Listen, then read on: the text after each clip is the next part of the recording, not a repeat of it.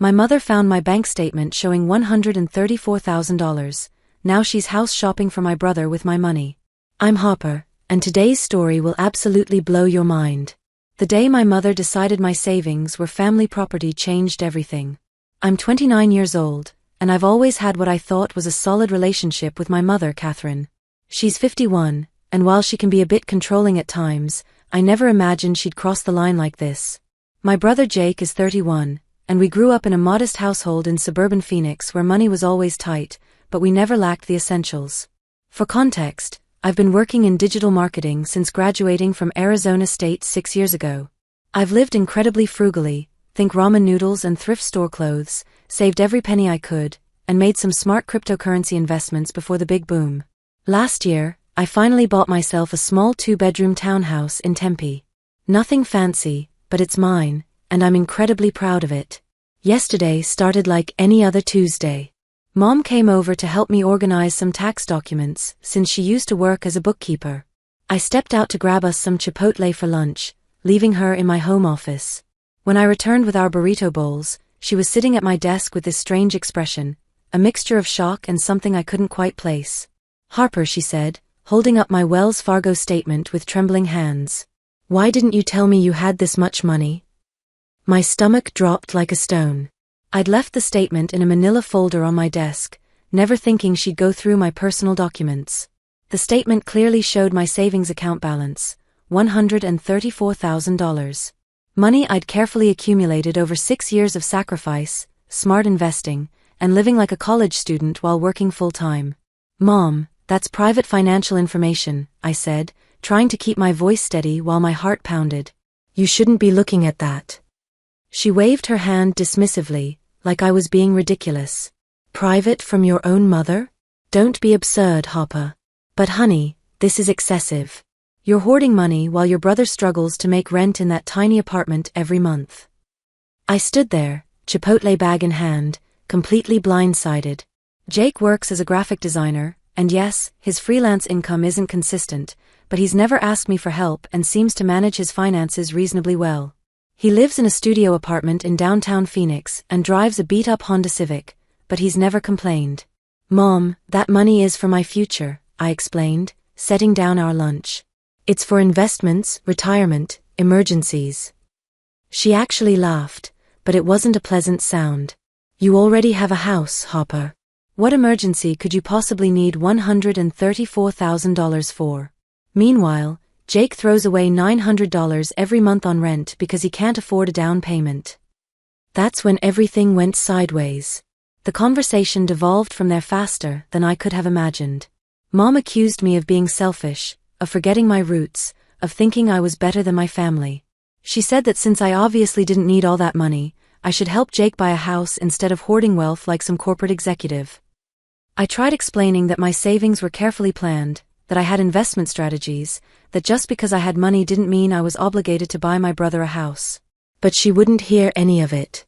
She left in a huff, but not before delivering this parting shot. "I raised you better than this, Harper. Family takes care of family. You have more than enough to share."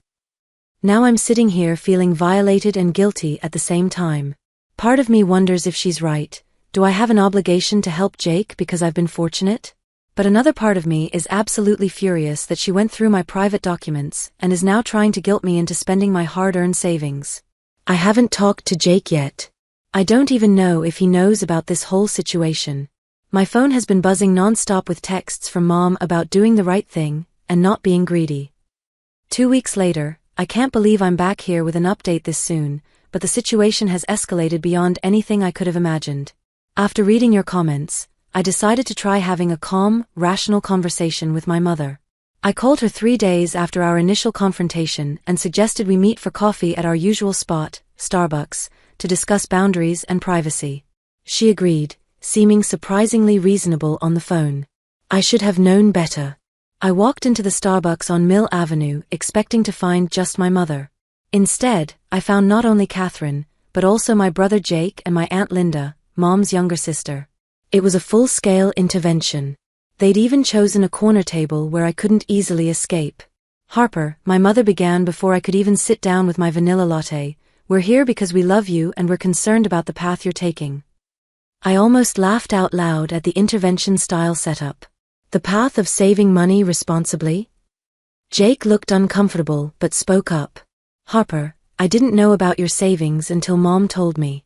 I want you to know I never asked for this conversation. But Mom interjected immediately. You shouldn't have to ask.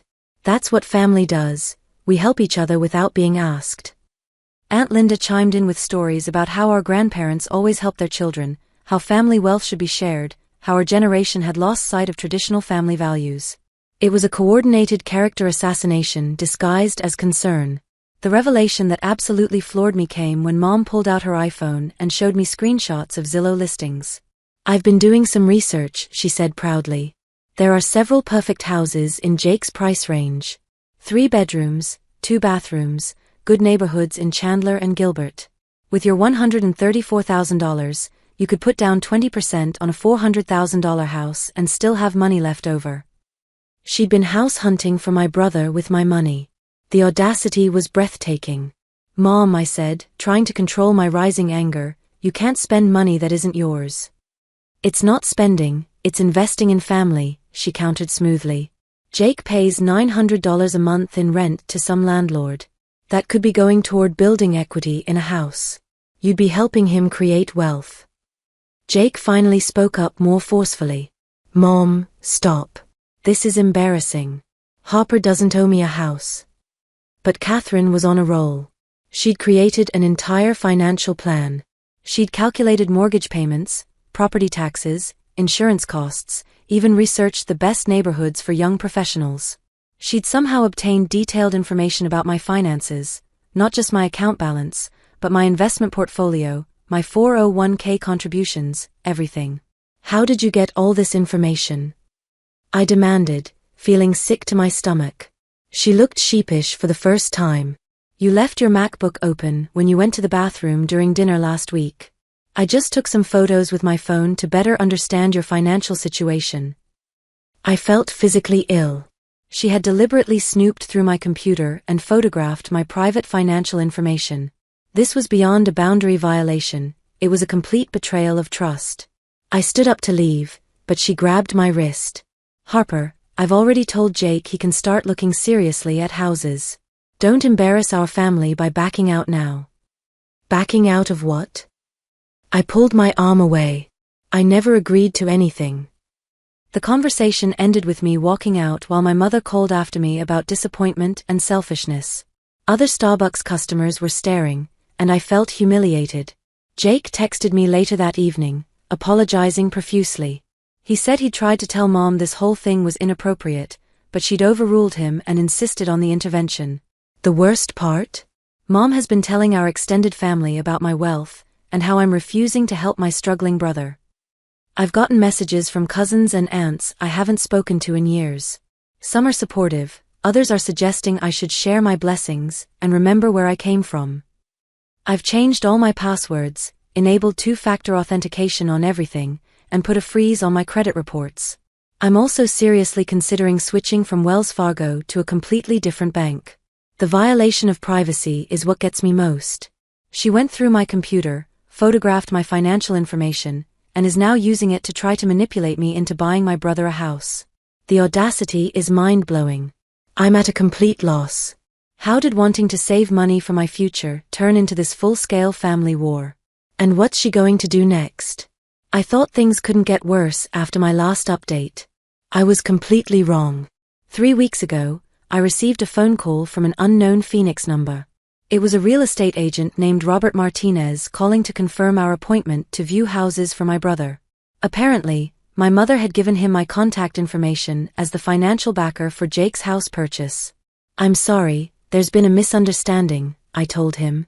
I'm not buying anyone a house. Robert was professional but confused. But Catherine said you'd already agreed to provide the down payment and co-sign the mortgage. We have showings scheduled all day this Saturday in Chandler. I explained the situation briefly, apologized for wasting his time, and thought that would be the end of it. It wasn't. That Saturday morning, my phone rang at 7:30 a.m. It was my mother, absolutely furious. Where are you? Robert said you cancelled. Jake took the day off from his freelance work for these house showings. Mom, I told you repeatedly that I'm not buying Jake a house. The fact that you scheduled showings anyway proves you're not listening to me. Not listening? Harper, I'm trying to help you do the right thing. Do you know how embarrassed I was when Robert called to say you'd cancelled? I told Jake this was finally happening. The call ended with her hanging up on me. But the real shock came the following Monday. I received an email from Robert Martinez with the subject line, "Documentation needed for mortgage pre-approval." Attached were partially completed mortgage applications with my information filled in. My full name, social security number, employer information, and salary details. The co-borrower section listed Jake's information. My mother had attempted to start a mortgage application using my personal information without my consent. I immediately called Robert and explained that this was fraudulent, that I had never agreed to any of this, and that he needed to destroy all documentation containing my information. He was mortified and assured me he would handle it immediately and report the incident to his broker. Then I called my mother, barely able to contain my rage. "You tried to commit fraud," I said without any preamble. "You gave someone my social security number and tried to apply for a mortgage in my name." "It's not fraud," she said defensively. "I was just getting the paperwork started to save time. You'd have to sign the final documents eventually anyway." "Mom, that's literally identity theft. I could press charges against you." There was dead silence on the line before she said, "You would have your own mother arrested over helping your brother get a house?" I consulted with a lawyer friend who advised me to send a formal cease and desist letter to my mother, which I did through certified mail. The letter stated that any further attempts to use my personal information without consent would result in immediate legal action. The family explosion was immediate and nuclear. My phone blew up with calls and texts from relatives. Some were appalled at Mom's actions, others thought I was overreacting to family trying to help family. My Uncle Richard called to say I was tearing the family apart over pieces of paper. I had to explain to him that those pieces of paper were legal documents that could have destroyed my credit and financial future. Jake called me crying, saying he'd had no idea about the mortgage application and felt mortified. He genuinely thought they were just looking at houses to get an idea of the Phoenix housing market. He's been staying with friends because the tension at home with our mother has become unbearable. The most surreal part is that my mother genuinely doesn't understand what she did wrong. In her mind, she was just being a proactive mother trying to help her children succeed. The fact that it involved fraud and identity theft doesn't seem to register with her at all. I've had to take additional security measures. I've placed fraud alerts with all 3 credit bureaus, opened a P.O. box for sensitive mail, and even installed a Ring doorbell system at my townhouse after she mentioned to Aunt Linda that she still had a spare key from when I first moved in. But the story gets worse. Last week, I discovered she had created a GoFundMe campaign titled, "Help Jake Buy His First Home," where she detailed my excessive wealth and refusal to help my struggling brother. She'd raised $847 before I reported it to GoFundMe and had it taken down for fraudulent claims. Then came the phone call that changed everything. It was a Tuesday afternoon when I received a text from Jake, "Please don't hate me. I just found out what Mom did. I'm so sorry. I tried to stop her." Before I could respond, my Ring doorbell chimed. Through the camera, I saw my mother standing at my front door with a man in a business suit holding a thick folder. I didn't answer, but I watched as they had an animated conversation on my porch for nearly 10 minutes before finally leaving. An hour later, I received a call from yet another unknown number. Against my better judgment, I answered. "Ms. Thompson, this is David Chun from Desert Realty Group. I'm calling about the generous gift you're providing for your brother's home purchase. I have the contracts here, but I need to verify some information with you." My blood ran cold. "What contracts?" "The purchase agreement for 2847 Desert Willow Drive in Gilbert.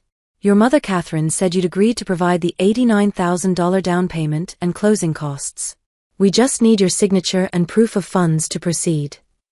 I took a deep breath, trying to stay calm. "Mr. Chun, I'm afraid you've been seriously misled. I have never agreed to purchase a house or provide any money for a house purchase. Any contracts you have are completely fraudulent." There was a long, uncomfortable pause. "But we're supposed to close in 10 days. Your brother has already given notice at his apartment." My heart sank. Jake gave notice? That's what your mother told me. She said it was all arranged, that you were just busy with work and she was handling all the logistics as a surprise. I explained the situation as professionally as I could manage. Mr. Chun was understanding but extremely concerned about the legal implications. He said he'd need to consult with his broker immediately and would likely have to void the contract. I immediately called Jake. He was sobbing before I even spoke. Hopper, I swear I didn't know about any of this. Mom told me you'd changed your mind and wanted to surprise me with a house. She said you felt terrible about our fight and this was your way of apologizing. I only gave notice at my apartment because she said the house purchase was a done deal and you were excited about it. My mother had manipulated my brother into a terrible situation. Jake had less than 2 weeks to find new housing because he believed our mother's elaborate lies. She had essentially made him homeless with her deception. The confrontation with my mother that evening was the most explosive argument of my life. I drove to my parents' house in Scottsdale, and for the first time ever, I truly lost my temper and yelled at her. You made Jake homeless. I screamed. You lied to him, to real estate agents, to everyone. She tried to deflect the blame. If you had just done the right thing from the beginning, none of this would have happened. There is no right thing here, Mom. It's my money. Mine. Not yours to promise, not yours to spend, not yours to make plans with. Family helps family, she screamed back. Your grandfather would be ashamed of the selfish person you've become. Grandpa worked for everything he had and never demanded handouts from his children. He would be disgusted by what you've done. The argument continued for nearly an hour until my father, who had been largely silent throughout this entire ordeal, finally spoke up. Catherine, enough, he said quietly but firmly. You've lost your mind over this money. You're destroying our family. She turned on him then, accusing him of taking my side, of not caring about Jake's future, of being a weak father who didn't understand family obligations. But Dad held firm. Our daughter saved that money through years of hard work. She earned every penny of it. It belongs to her, period. End of discussion. The aftermath was swift and devastating. Jake found a new apartment with help from his friends, though the sudden move cost him significantly in deposits and moving expenses. I offered to help with those costs, the only money I've willingly offered throughout this entire nightmare, which he gratefully accepted. My mother has been telling anyone who will listen that I'm a greedy daughter who let her brother become homeless rather than share her fortune. Most of our family has seen through her manipulation by now, especially after learning about the attempted fraud and the fake house purchase. But last week, I received one final surprise that showed just how far she'd fallen. A certified letter arrived with my mother's distinctive handwriting. Inside was an itemized invoice for raising me, listing everything from diapers to college contributions, totaling $52,847. Her attached note said this was less than half of what you actually owe me, and that I could pay the remainder by buying Jake a house like a decent daughter should. I actually laughed out loud. The complete absurdity of it all finally hit me. My mother had become so consumed by my savings that she destroyed her relationships with both her children, attempted multiple forms of fraud, and now wanted to retroactively charge me for my own childhood. I've kept that letter. My lawyer says it could be useful evidence if she escalates further, though I pray it doesn't come to that. As of today, I haven't spoken to my mother in 7 weeks. Jake and I have grown much closer through this ordeal. He's repeatedly apologized for our mother's behavior and has started seeing a therapist to deal with the manipulation and guilt he's experienced. This is my final update, and I genuinely hope it's the last chapter of this nightmare. It's been 4 months since my mother tried to buy Jake a house with my money, and 4 months since she nearly destroyed our family over $134,000 that was never hers to claim. The ending is both heartbreaking and somewhat hopeful. Last month, I received a call from my father. He sounded exhausted, defeated. Harper, your mother had an incident at the bank yesterday. My stomach dropped. What kind of incident? She tried to access your old checking account from when you were in college. When they told her it had been closed for years, she had a complete breakdown. Security had to escort her out, and the bank manager called me. It turns out my mother had been spiraling deeper into her obsession with my money. She'd created elaborate fantasies about what she could do with it, how she could help not just Jake, but our entire extended family. She'd spent hours calculating how to distribute my excess wealth among relatives who were struggling. The bank incident was a wake-up call for my father. He gave her an ultimatum: seek professional help immediately or face divorce after 32 years of marriage. Surprisingly, she chose therapy. My mother was diagnosed with adjustment disorder with severe anxiety, triggered by financial stress she'd been hiding from our family. Apparently, she and Dad had been struggling with debt from some bad stock investments. The discovery of my savings had triggered something desperate in her, a belief that all their financial problems could be solved if I would just share my good fortune. This doesn't excuse her behavior, but it does explain the sudden personality change. The woman who went through my bank statements and committed fraud wasn't the mother who raised me. She was someone consumed by financial desperation and anxiety. She's been in therapy for 8 weeks now. Dad says there's been genuine progress, though she still struggles to fully accept responsibility for her actions. Her therapist has helped her understand that her behavior was financial abuse and that her sense of entitlement to my money was a coping mechanism for her own financial fears. Jake and I have grown incredibly close through this ordeal. He's thriving in his new apartment and has started a side business creating social media graphics for small businesses to supplement his income. He jokes that Mom's madness taught him the importance of true financial independence.